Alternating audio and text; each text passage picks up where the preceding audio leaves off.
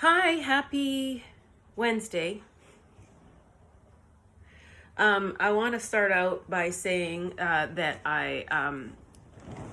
you guys are awesome. Those of you that reached out to me regarding yesterday's video and the email that I received, and I'll just recap that in the Coles Notes version. But I received a Facebook Messenger email, not asking for forgiveness, but owning up to some racist behavior from high school. I'm not friends with this person on Facebook. So I don't know where it came from. So I have, and I asked, yesterday what you guys would do if you were in the situation. The person has not asked for forgiveness. That's not written anywhere. Basically, they're just owning up to their behavior and they're disgusted, and I guess it has given them a hard time, and they've run over it in their heads a couple times in their heads, and they are disgusted with their behavior. Now this is 20 plus years ago still. So I've had quite a few people have different answers to what they would do. Some of you have been lovely, all of you lovely. Thank you for all of your advice and support. I've had people say, just forgive and forget, give yourself some peace from it. And then I've had other people say, no, I'm sorry, I don't think so. And I'm right on the fence of both of those logics. None of those are wrong. I'm in the middle of them. I cannot decide. I have looked at this message a million times over, and I cannot for the life of me respond because I just don't know where I want to go with this. So I'll keep you posted. A little part of me says, I got into some fights with people in high school, and they never used the N-word. They went all the way around the mulberry bush, but they never went there. And I think that there's something fundamentally flawed with you if you go to race when you're having a disagreement with someone. Like, how is somebody's race an insult?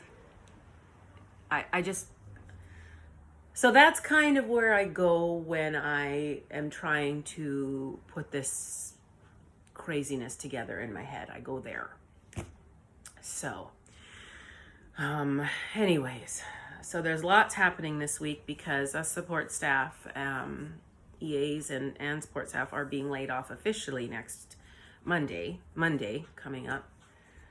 So I'm a little emotional about that. So maybe what I will do is I will deal with that after that happens. Maybe I'll be more clear-headed and I'll be able to actually respond in a way that suits my health and wellness. To tell you the truth, guys, I know that I file these things away because they're traumatic. And anyone who's experienced trauma, that doesn't just go in and out and float off with butterflies into the wind. It sits in here, it changes you, and you evolve. You become a different person every time you have to deal with it. Last night I had an epic nightmare. I have this kind of, anybody ever seen Predator? RoboCop? That thing they have where they walk into space and they can tell what's a threat, who's a threat and who's not a threat. And I have that. It's from decades of racist survival skills, trying to avoid the situation at all costs. And I had a nightmare last night because I every time I go somewhere, I have that automatically happen. I don't even think that I could not have it. I don't know how I would even turn it off. But I will go into a situation and I look for the safe people. They're the ones that aren't white. Because if I don't know this place and I don't know the people there, I automatically zone in. I mean, I've had and maybe you're thinking that is extreme. Well, when you are at the mall as a youngster and a grown woman comes up to you and asks if you're a half-breed, when that happens, you develop skills. Yes, a half-breed, grown woman. Yeah, yeah, grown woman. No, I am not part husky and part corgi. I'm a human being. A half-breed? Honestly, I'll never understand why having to know what somebody's race is so important to certain people. Like, why do you need to know that? Are you filling out a census? Like, is there a survey? I don't know. I know I've said this before, but it just blows my mind. So anyways, when these kind of things happen to you, you develop a different kind of survival skill set. And that is one of the survival skill sets, is I immediately will look for the safe people. I can't help that. I was hoping that closer to my 50s that would be gone, but I think it's actually heightened with everything going on. Anyway, so my nightmare was one of those moments. I went to Oktoberfest with my best friend and her now husband many, many years ago. We were in our early 20s. We may not even have been in our 20s. We may have been 19, I don't know. But once again, I was in line for either an Oktoberfest beverage or an Oktoberfest, sausage on a bun, whatever delicious snacks you can get there. And a guy cut in front, and I was like, oh, excuse me, hello, there's people, like, we're all behind you. And he used the N-word.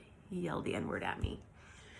So, long story short, my best friend went superhero allied rogue. We got removed for confronting him. She might have actually thrown fries at him if I think back. I love you, by the way, because or nachos with cheese sauce. Something got tossed at that jerk. Anyways, we got asked to leave.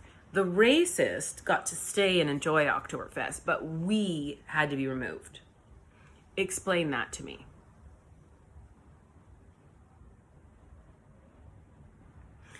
I certainly hope that we have learned that you never remove the person that reacts to the racist behavior. You always remove the racist, right? We know that by now, hey?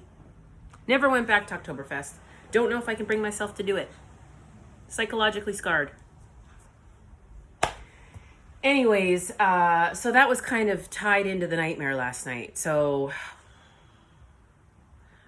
gotta get out of my own head. So I'm going to play Ode to Joy again. And thank you, all of you, that let's just keep on keeping on. Let's keep fighting the good fight. The only way you make change is you just keep going through. You just keep evolving. That's how we're going to survive. We must evolve. Okay. Mr. Beethoven waits for no one.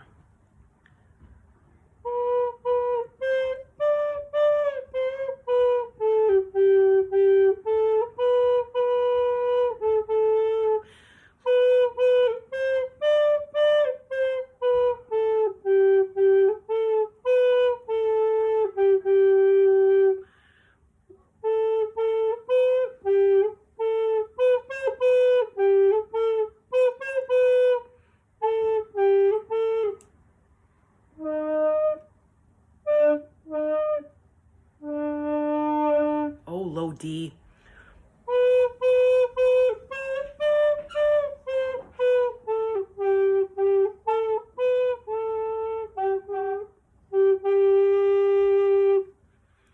Low D.